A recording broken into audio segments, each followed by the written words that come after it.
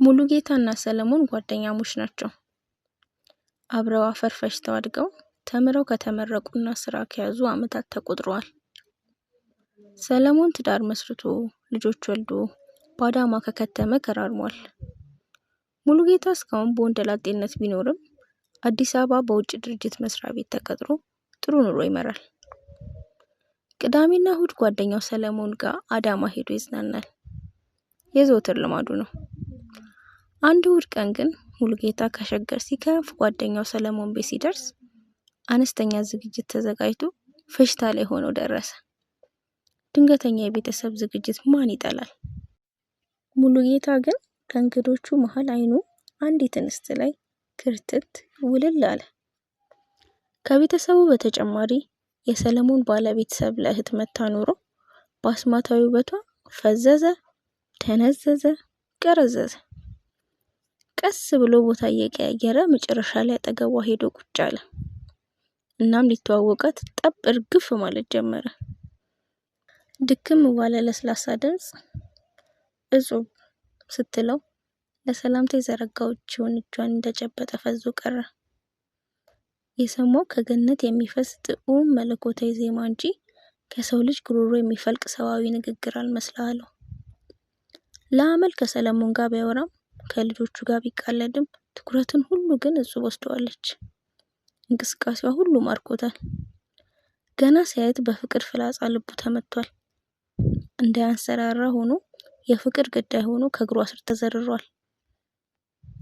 ለወትሮ ከዛችም ከዚችም አሸሸ ገዳሜ ማለት የሚወደውና ትዳር ጠላ አቋሙን የሚያራምደው ሙሉጌታ ፍቅር ጎበኘው ቢባል ማን ያምናል?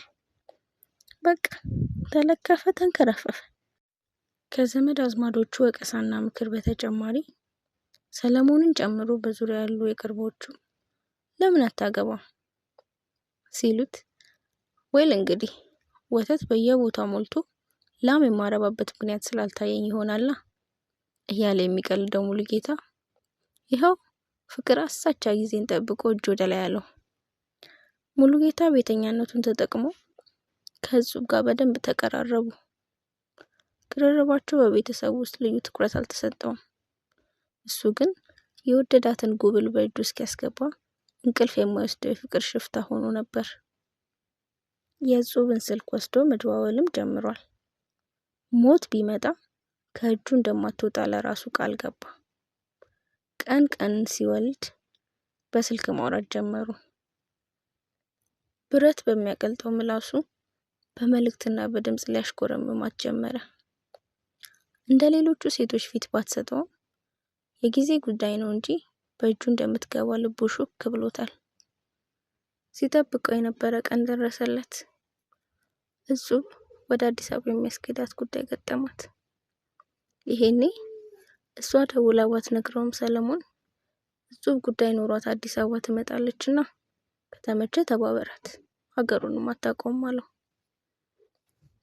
በዕለተ ሐሙስ ንግስቲቱን እንደሚጠብቅ ልዑል አምሮና ሸብርቆ እጹብን ከቃሊቲ መናኸሪያ ተቀበላት። ወደምትፈልገው ቦታ በመኪና አድርሶ ለጉዳዩ መሳካት አብሮ ተሯሩጦ አስደስታት። ለክብሯ የሚመጥን ምሳ ግብዣ አደረገላት። መቼም ሙሉጌታ ጨዋታ ከጀመረ ጥርስ ያስገድል። እንዲቹ ሲያስቃት ዋለ። ከመጣሽ አይቀር ፓርኮቹን ላስጎብኝሽና ወደ ማታ አዳማ ራስ ያደርስሻለሁ አላት። ቶሎ እንድትመለስ አልፈለገምና ቆይቷል ያራዘመው ፈልጎ። እሺ ደስ ይለኛል አለችው በንጹህ ፈገግታ። ጉዞ ወደ እንጦጦ ፓርክ ሆነ። እዛም ባገኙት ሰፊ ጊዜ ምክንያት ይበልጥ ተቀራረቡና ለተደረገላት መስተንግዶ በዚያ የኤደን ገነት ድምጿ ሙሌ ላደረክልኝ ሁሉ በጣም አመሰግናለሁ አለችው። ሙሉጌታ ደስ ብሎታል። እጹብዬ ላንቺ ከዚህም በላይ ባደርግ አይበዛብሽ ካለ በኋላ ድንገት አፉና አእምሮ ሳይፈቅድለት እንደምወድሽ ታውቂያለሽ አላት። ያንን ካፎቱ እንደተመዘዘ ሰይፍ ልብን ስንጥቅ የሚያደርግ ፈገግታዋን እያሳየችው ውይ ሙሌ እኔም እኮ እወድሃለሁ ምኑን አዲስ ነገር ሆኖ ነው እንደምትወደኝ የምትነግረኝ? አለችው። አልተግባብቶም ማለት ይሄ ነው አለ ሙሌ በውስጡ። የመጣ ይምጣ በሚል ስሜት አይ እጹብዬ፣ እኔ ማለት የፈለኩት አፍቅርሻለሁ ማለቴ ነው ሲል ተንተባተበ። እጹብም ሩቅ በሚያይ ሰው አይነት ስሜት አይኗን ፈዘዝ አርጋ ያየችው፣ ሙሌ እንደዛም ቢሆን ደስ ባለኝ ነበር። ላንተ ካሳደርኩት ስሜት አንጻር በፍቅር ብንተሳሰር የኔም ፍላጎት ይሆን ነበር። ግን ልቤ ፍቅር እስረኛ ነው። ቃል የገባውለትና ልንጋባ እየተዘጋጀን ያለን ፍቅረኛ አለን። ሄኖክ ይባላል። አዝናለሁ ሙኔ ስትል መለሰችለት። ኩም አለ። ቢሆንም በጨዋ አነጋገሩ የበለጠ የተሸነፈ እንዳገላለጽሽ ከሆነ ከፍቅረኛሽ የሚለይሽ ነገር የለም ማለት ነው ሲል ትርጉም የለሽ ሀሳብ ሰነዘረ። እሷም ቀበል አድርጋ አዎ እንዳልከው ከሱ የሚለየኝ ነገር ያለ አይመስለኝም። ምናልባት ጨካኙ ሞት ካለያየን በቀር በህይወት እስካለን ድረስ እንዳንለያይ ቃል ተገባብተናል። ሙሌ አንተም ከምታስበው በላይ ጥሩ ስሜት ስለተሰማኝ ከኔ የበለጠች ላንተም የምትመጥን ቆንጆ አፍቃሪ አግኝተህ እንድታገባ ምኞቴ ነው። ነገ እነ ሲስተር ቤት ካልመጣ ቅዳሜ ወደ ድሬዳዋ ስለሚሄድ ከወዲሁ እንሰነባበታለን አለችው። ወደ አዳማ ሲወስዳት መንገዱን የረባ ነገር ሳያወሩ እነ ሰለሞን ቤት አድርሷት ቻው ብሏቸው በስራ አለኝ ሰበብ ማታውኑ ተሰናብቷቸው ወደ አዲስ አበባ ተመለሰ። ሙሌ በህልሙም በእውኑም አደርገዋለሁ ብሎ የማያስበውን ነገር ማውጠንጠን ጀመረ። አዎ ለሴት በዚህ ልክ ተሸንፎም ደንግጦም ተርበትብቶም አያውቅም። እጹብ ከኔ ሌላ የማንም መሆን የለባትም አለ ራሱ። አይቶ የማያውቀውን የራሱን አስፈሪ መልክ ፊት ለፊት ተጋፈጠው። እጹብ ወደ ድሬዳዋ ከሄደች 15 ቀን ሆኗታል። ሙሉጌታ ግን ለሰከንድ ሊረሳት አልቻለም። ቀድሞ የነበረውን ሚዛናዊነት፣ በአመክንዮ ማሰብና ሰዎች ነፃ ምርጫ አላቸው የሚለውን አመለካከት የእጹብ ፍቅር ገደል ከቶበታል። እርግጥ ነው አልፎ አልፎ ከወደደችው ጋር በደስታ እንድትኖር መፍቀድ እንዳለበት ያስባል። ግን እሷን የራሱ አድርጎ የመኖር ስሜቱ አይሎበት አእምሮ በሀሳብ ይበጠበጣል። አወጣ አወረደ፣ ሌላ አማራጭ አጣ። እናም እጹብን የራሱ ማድረግ እንዳለበት ወሰነ። ከወሰነበት ሰዓት ጀምሮ እንዴት በእጁ ሊያስገባት እንደሚችል ማሰላሰል ጀመረ። አዎ ትዝ አለው። እሷን ከፍቅረኛው የሚለያት ሞት እንደሆነ ነግረዋለች። ስለዚህ እሷን ማግኘት የሚችለው ያፈቀረችው ሰው ሲሞት ነው። እንዲያውም ይህን ሀሳቡን ሲያጠናክር አዎ እሱን በሞት ስታጣ በመሪር ሀዘኗ ውስጥ ልቧ ላይ ክፍተት ይፈጥራል። እኔም ቤተኛነቴን ተጠቅሜ በማደርገው መቀራረብ የልቧን ክፍተት ስሞላላት ታፈቅረኛለች እያለ በምኞት የሳለው የፍቅር ቅዠት አየለና በሀሳቡ ቆረጠ። በማያውቀው የፍጹም አፍቃሪ ላይ ሞት ፈረደበት። የእጹብ እጮኛ ማስገደሉን እንደወሰነ ነገሮችን በጥንቃቄ ይዞ ያቀደውን የሚፈጽምለት ሁነኛ ሰው መፈለግ ጀመረ። ሙሉጌታ የእጹብን እጮኛ የሚገድልለት ሙያተኛ የረቀቀና ፍንጭ ማይተው ጣታ ማያመጣበት ቅጥር ነፍሰ ገዳይ ማፈላለግ ጀመረ። በአንድ ወቅት በውትድርና ተቀጥሮ ሲሰራ የነበረ እና በስነ ምግባር ጉድለት ተባሮ አሁን ላይ የተለያዩ የወንጀል ስራዎችን ተልእኮ እየተቀበለ የሚፈጽም ደምሴ የሚባል ከባድ ፍንጭ የማይተው ወንጀለኛ ሰው በፍለጋና በድካም አገኘ። ደምሴ ብዙ ጊዜ አንገቱን አቀርቅሮ በግንባሩ የሚያይና ከግራ አይኑ ስር ጀምሮ ወደ ታች ቁልቁል የተሰመረ ጠባሳው ሲታይ አደገኛ ወንጀለኛ መሆኑ ያስታውቃል። ሙሉጌታ ከደምሴ ጋር የተቀጣጠሩበት ቦታ ሲደርስ መኪና ውስጥ አስገባውና ስለ ስራው አብራራለት። ልብ አድርግ፣ ተራ የመንደር ሌባ አይነት የተልከሰከሰ ስራ እንዳሰራ። ሰውየውን ብታስወግደው ማንም እንዳያይ ብቻም ሳይሆን ምንም አይነት መረጃ እንዳትተው ሲለው፣ ከማን ጋር እንደምታወራ ያወቅክ አይመስለኝም። አትስጋ፣ ስራውን ጥርሴን የነቀልኩበት ነው እንዳታስብ። ይልቅ የሚወገደውን ሰው ፎቶና መኖሪያ አድራሻ ስጠኝ አለው ጀነን ብሎ የኤክስፐርትነት ስሜት እየተሰማው። ሙሉጌታም ከስልኩ ላይ በስንት ስለላ ያገኘውን የእጹብን እጮኛ ፎቶ አውጥቶ ወደ ደምሴ ስልክ ከላከለት በኋላ ሰውየው እሱ ነው። የሚኖረው ድሬዳዋ ሸዋ የሚባል ሰፈር ሲሆን ባገኙት መረጃ መሰረት ቀን ቀን ከቤት የማይወጣ፣ ስራውን ከቤት ሆኖ የሚሰራ፣ ማታ ማታ ግን ከመሸ ወጣ ብሎ አየር የሚቀበልና ወክ የማድረግ ልማት እንዳለው በጥናቴ መሰረት አረጋግጫለሁ። ለስራ ማስጌጫ የሚሆን ገንዘብ ይኸውልህ አለው በካኪ ፖስት የታጨቀ ብር እየሰጠው። በተባባልነው መሰረት ቀሪ ክፍያህን ስራው ሲጠናቀቅ እሰጥሃለሁ። ስኬታማ እንድትሆን እመኝልሃለሁ። በዚሁ ተለያዩ። ሙሉጌታ ከደምሴ ጋር ከተለያየ ዛሬ 5ኛ ቀኑ ነው። እጹብን እንዴት አድርጎ በማጽናናት ሰበብ ቀርቦ የወሰደውን ጊዜ ወስዶ በእጁ እንደሚያስገባት እቅድ አውጥቶ ጨርሷል። አሁን የሚጠብቀው የደምሴን ሚሽን መጠናቀቅ ብቻ ነው። ይህንኑ በአእምሮ እያውጠነጠነ እያለ ድንገት ስልኩ ጠራ።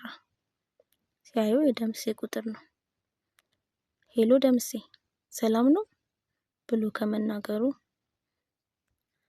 ከወዲያኛው ጫፍ ያለው ደምሴ ሄሎ አቶ ሙሉጌታ፣ ሁሉ ሰላም፣ ግዳጅን ጨርሼ መጥቻለሁና ባለፈው የተገናኘበት ቦታ እጠብቅሃለሁ።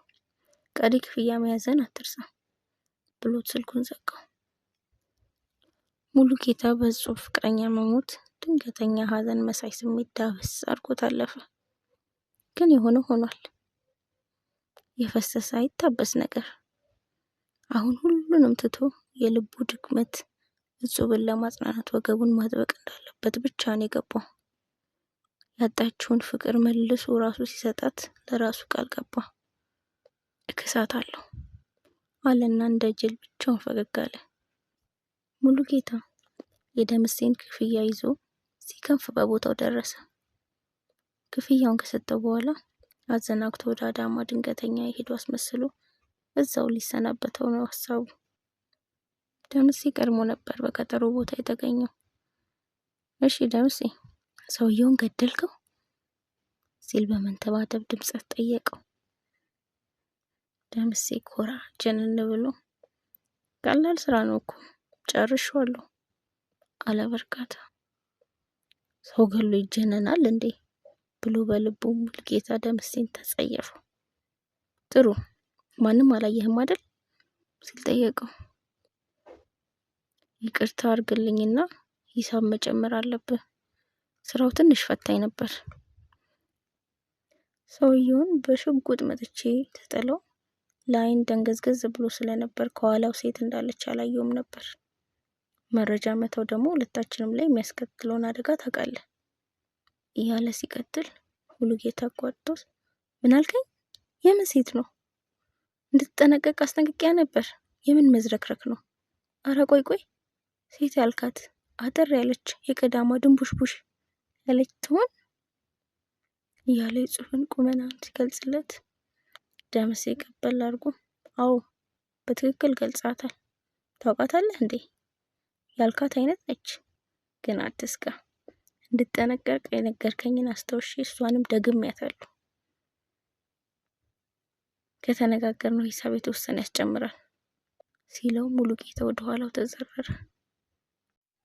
አወዳደቁ የባቢሎን አይነት ነበርና ሲወርቅ የሾለ ብረት አናቱን ለሁለት ተረከከውና ትኩስ ደም ከመሃል አናቱ እንደ ጅረት እየተንፎለፎለ ይፈስ ጀመር።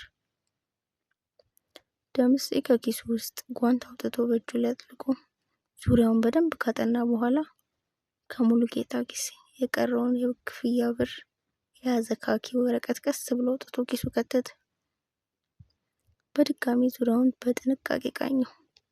እናም ከጀርባው ድምጽ ማፈኛ የተገጠመለት ሽጉጥ አውጥቶ ሙሉጌታን ወድቆ በተንጋለለበት እንዳይተርፍ አድርጎ 2 ቦታ ተኮሰበትና ከህይወት ጎዳና አሰናበተው። ፍንጭ የማይተወው ቅጥር ነፍሰ ገዳዩ ደምሴ የሙሉጌታን ሬሳ ቁልቁል እያየ ስልኩን አውጥቶ መደወል ጀመረ። ከወዲያኛው ጫፍ ስልኩ ተነሳ። ደምሴ፣ የኔ ታናሽ ወንድሜ፣ አንተ በስራዬ ብትጸየፈኝም ዛሬ ላንተ የተባለው ሞት ለባለቤቷ ዙሬ ህይወትን ታድጌልሃለሁ። ከወዲያኛው ጫፍ፣ ስንት ጊዜ ነው የምነግርህ?